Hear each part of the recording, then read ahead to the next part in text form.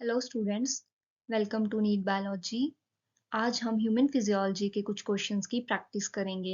जैसे जैसे आपका एग्जाम नज़दीक आ रहा है, हमें ज़्यादा से ज़्यादा क्वेश्चंस की प्रैक्टिस करनी है। तो आज हम थोड़ी फास्ट प्रैक्टिस करेंगे ताकि आपके maximum to maximum question cover हो सकें इस वीडियो में। ओके, तो let's start. Here is your first question. Volume of air remaining in the lungs even after a forcible expiration is called as. Options are expiratory reserve volume, residual volume, inspiratory reserve volume और tidal volume। तो आपको बताना है कि expiration के बाद भी हमारे लंग्स में जो एयर बचती है उसको हम क्या कहते हैं। Answer is B, that is residual volume.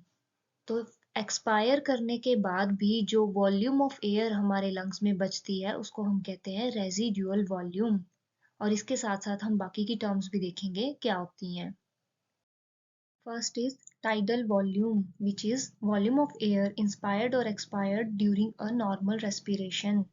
जब हम नॉर्मल ब्रीदिंग करते हैं तो जो एयर इंस्पायर और एक्सपायर करते हैं हम उसको बोलते हैं tidal volume. Next is IRV, that is inspiratory reserve volume, which is the additional volume of air a person can inspire। तो inspiratory reserve volume और expiratory reserve volume ये दोनों टर्म्स ही इंडिकेट कर रही हैं इनकी डेफिनेशन को। इंस्पिरेटरी का मतलब इंस्पायर करना और एक्सपिरेटरी मीन्स एक्सपायर करना। तो ये दोनों चीजें आपको इजीली याद हो जानी चाहिए, that what is inspiratory and expiratory, IRV and ERV क्या है।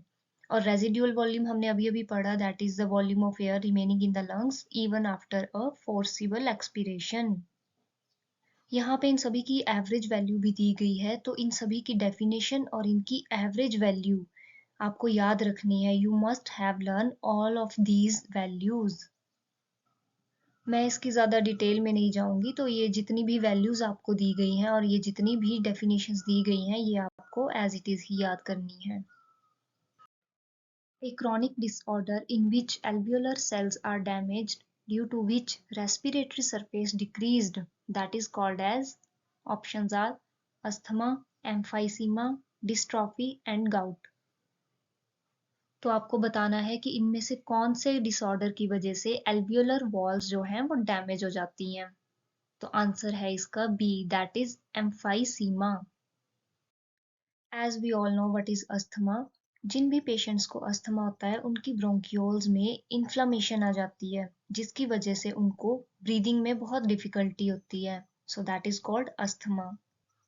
And what is emphysema, that is a chronic disorder जिसमें एल्वियोलर वॉल्स डैमेज हो जाती हैं जिसकी वजह से रेस्पिरेटरी सरफेस डिक्रीज हो जाता है।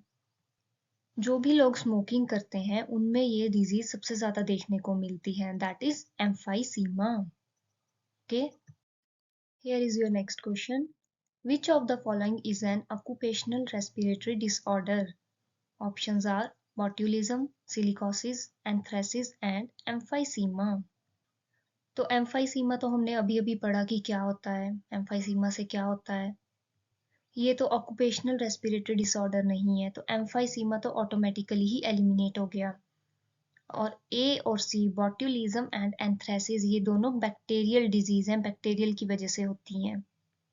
तो ये दोनों भी एलिमिनेट हो गए। अब बचा क्या, B, that is silicosis. So the answer is B. Occupational respiratory disorders होते क्या हैं?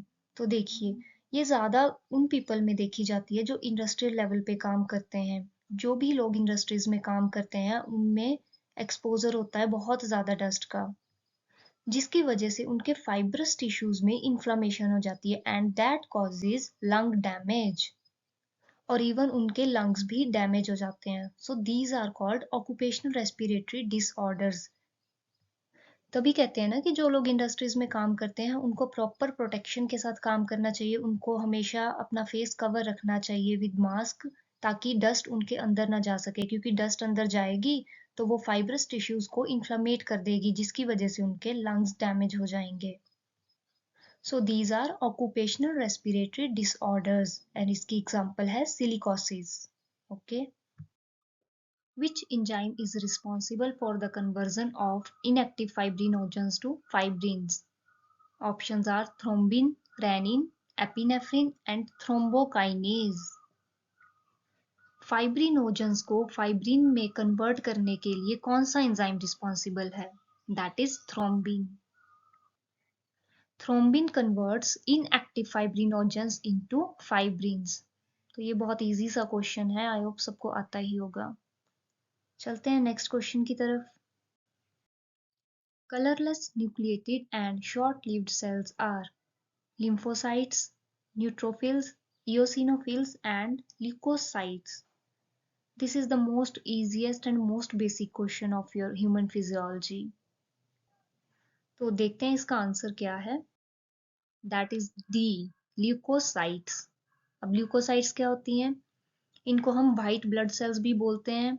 They are colorless due to the lack of hemoglobin. They are nucleated and are relatively less in number. Leukocytes are generally short-lived. ये देखो आपसे कितना easy और basic सा question पूछा गया था। अगर आपको इतना भी पता था ना कि ल्यूकोसाइट्स जो है वो कलरलेस होती हैं, तब भी आप इस क्वेश्चन को इजीली अटेम्प्ट कर पाते। तो ल्यूकोसाइट्स को हम WBCs भी कहते हैं और इनका नंबर बहुत कम होता है। और दूसरी तरफ न्यूट्रोफिल्स वो मोस्ट अबंडेंट होती है, means 60 to 65% of the total WBCs. And eosinophils they are basically associated with the allergic reactions. जब भी कोई भी allergic reaction होती है तो वहां पे eosinophils present होते हैं. And finally lymphocytes, ये दो तरह की होती है, B and T forms, like B lymphocyte and T lymphocytes, और इनका नंबर 20 to 25% होता है। तो ल्यूकोसाइट्स के साथ साथ आपको ये बाकी की तीनों टर्म्स भी याद रखनी है। Okay Which of the following gastric cells indirectly help in erythropoiesis? Options are goblet cells, mucus cells, chief cells और parietal cells. तो आपको इसमें बताना है कि कौन से गैस्ट्रिक सेल्स हैं जो इनडायरेक्टली इरिथ्रोपोइसिस में हेल्प करते हैं। तो ये इसका आंसर आप तभी दे पाओगे जब आपको बाकी की चीज़ों का भी पता होगा कि गोबलेट सेल्स क्या होते हैं, वो क्या सीक्रेट करते हैं, चीफ सेल्स क्या होते हैं। ओके तो देखते हैं इसका आंसर क्या है। Answer is D, parietal cells. Gastric glands में तीन मेजर तरह के सेल्स होते हैं, that is mucous cells, peptic cells और पेराइटल सेल्स। तो आपसे यही पूछा गया था कि इरिथ्रोपोइसिस में कौन से सेल्स हेल्प करते हैं, दैट आर पेराइटल सेल्स। इनको हम ऑक्सीडेंटिक सेल्स भी कहते हैं और ये क्या करते हैं, ये HCl भी सीक्रेट करते हैं और एक इंट्रिंसिक फैक्टर को सीक्रेट करते हैं, that is essential for the absorption of vitamin B12। अब विटामिन B12 की वजह से कौन सी डेफिशिएंसी डिजीज होती है, पर्नीशियस एनीमिया। ये भी आपको पता होना चाहिए। पैप्टिक सेल्स और चीफ सेल्स ये पेप्सिनोजन को सीक्रेट करते हैं और म्यूकस नेक सेल्स क्या करते हैं, दे सीक्रेट म्यूकस। तो ये तीनों सेल्स के नाम और इनका क्या सीक्रेशन है ये तीनों आपको पता होने चाहिए। Okay next question is due to which type of genetic disorder progressive degeneration of skeletal muscles occurs? Options are muscular dystrophy, myasthenia gravis, arthritis and tetany. This is the most important question from your exam point of view. Muscular dystrophy से आपसे कई बार question पूछे गए हैं और आगे भी पूछे जाएंगे। तो देखते हैं इसका आंसर क्या है। Answer is a, that is muscular dystrophy. देखिए आपसे एज इट इज ही यही लाइन पूछी गई थी क्वेश्चन में कि मस्कुलर डिस्ट्रॉफी क्या होती है। और इसी के साथ साथ आपको बाकी के डिजीजेस के बारे में भी पता होना चाहिए कि कौन सी क्या है, किसमें क्या होता है। तो देखते हैं क्या है। माइस्थीनिया ग्रेविस में क्या होता है, ये एक ऑटो इम्यून डिसऑर्डर है जिसकी वजह से न्यूरोमस्कुलर जंक्शन इफेक्ट होते हैं and it leads to paralysis of skeletal muscles. Next is tetany, which is due to the low concentration of calcium ions in the body fluids, जिसकी वजह से muscles में वाइल्ड कॉन्ट्रैक्शन होती है, इसको हम बोलते हैं tetani. And arthritis is the inflammation of joints. ये तो सबको ही पता होगा आर्थराइटिस क्या होती है, जॉइंट्स में इन्फ्लेमेशन हो जाती है, इसे कहते हैं आर्थराइटिस। ओके देखते हैं next question. Which of the following structure located on the basilar membrane that contains hair cells and also act as auditory receptor known as tectorial membrane, organ of Corti, Crysta ampullaris and vestibular apparatus. तो आपको बताना है कि इनमें से कौन सी ऐसी structure है जिसमें हेयर सेल्स भी प्रेजेंट होते हैं और वो ऑडिटरी रिसेप्टर की तरह भी एक्ट करती है। तो देखते हैं क्या है इसका answer. Answer is B, the organ of Corti. This is a structure which is located on the basilar membrane, contains hair cells and also act as auditory receptors. Organ of Corti में जो hair cells हैं वो internal side में present होते हैं in rows. ये याद रखना है आपको कि internal side पे होते हैं या external side पे होते हैं। तो internal side पे hair cells present होते हैं and above the rows of the hair cells there is a thin elastic membrane that is called tectorial membrane. तो इनमें आपने कंफ्यूज नहीं होना है कि टेक्टोरियल मेम्ब्रेन क्या है, ऑर्गन ऑफ कोर्टाई क्या है, and vestibular apparatus that is located above the cochlea. तो वेस्टिब्यूलर अपैरेटस कोक्लिया के अबव प्रेजेंट होता है, tectorial membrane above the hair cells present होती है, और हेयर सेल्स कहाँ प्रेजेंट होते हैं, in the internal side of organ of Corti. Okay. Here is your next question. Melatonin plays a very important role in the regulation of a 24-hour rhythm of our body. Which one of the following gland is responsible for melatonin secretion? इनमें से कौन से glands जो हैं वो melatonin की secretion करते हैं, तो ये आपको बताना है। Options are thyroid gland, parathyroid gland, pineal gland और किडनी। तो कौन सा ग्लैंड मिलेटोनिन को सीक्रेट करता है, देखते हैं इसका answer. Answer is C, that is pineal gland. Pineal gland 3 major hormones को सीक्रेट करते हैं which are melatonin, serotonin and adrenoglomerulotropin. Pineal gland melatonin के साथ साथ इन दोनों हार्मोन्स को भी सीक्रेट करता है। तो ये तीनों ग्लैंड्स और इनके फंक्शंस आपने याद कर लेने हैं। Next question, match the following.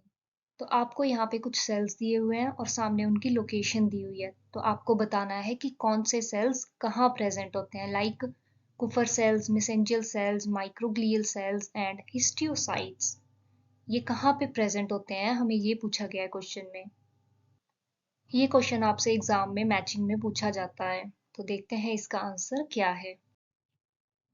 Kupffer cells are present in liver, mesangial cells in kidney and microglial cells present in brain. Brain में भी अगर आपसे स्पेसिफिकली पूछा जाए तो आप बताएंगे in central nervous system and histiocytes are present in connective tissue. हर सेल की लोकेशन आपने याद रखनी है। Next question, deterioration of muscles at an early age due to X chromosomal recessive gene mutation leading to failure of synthesis of dystrophin protein.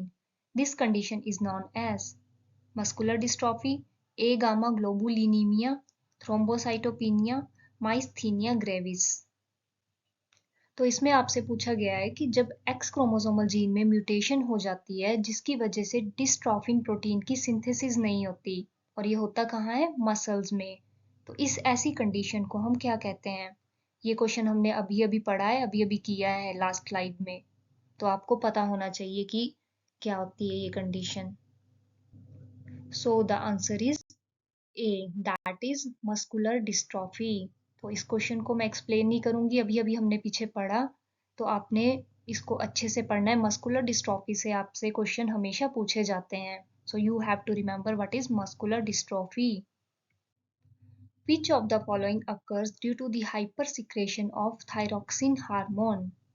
Thyroxine hormone की हाइपरसिक्रेशन की वजह से कौन सी डिजीज होती है, Graves disease, girls disease, Conn syndrome और Hashimoto disease. Answer is A, Graves' disease, which is due to the hypersecretion of thyroxine hormone. So that's all students. I hope इस video से आपको बहुत कुछ सीखने को मिला होगा। तो जितने भी क्वेश्चंस इस वीडियो में आपको करवाए गए हैं वो सभी आपने अच्छे से लर्न करके जाने हैं, क्योंकि वो सभी बहुत इंपॉर्टेंट हैं आपके एग्जाम के लिए। तो सभी क्वेश्चंस आपने अच्छे से प्रिपेयर करके जाने हैं and boost your preparation and keep your preparation very very high. Exam बहुत नज़दीक है। Okay, thank you so much.